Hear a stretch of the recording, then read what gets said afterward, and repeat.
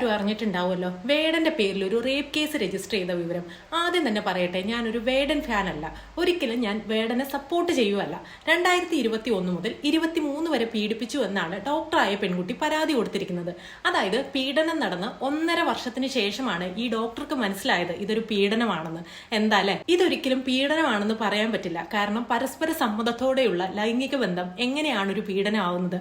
ഇന്നലെ മാതൃഭൂമി പത്രത്തിന്റെ ബാക്ക് പേജിൽ ഒരു ന്യൂസ് ഉണ്ടായിരുന്നു. 75 വയസ്സുകാരൻ ജയിലിൽ കിടന്നൊരു വാർത്ത.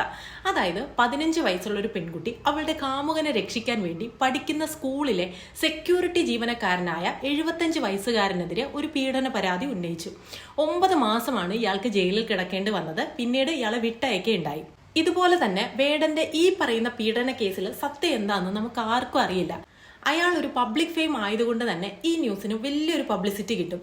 കുറ്റാരോപിതനായതുകൊണ്ട് നമുക്ക് ഒരിക്കലും അദ്ദേഹത്തെ കുറ്റവാളി എന്ന് വിളിക്കാൻ പറ്റില്ല. നേരത്തെ കേസ് പറഞ്ഞ പോലെ ചില പെൺകുട്ടികൾ വിക്ടിം കാർഡ് വെച്ച് കളിക്കാറുണ്ട്. സോ സത്യം അറിയുന്നത് വരെ വെയിറ്റ് ചെയ്യുന്നതല്ലേ നല്ലത്.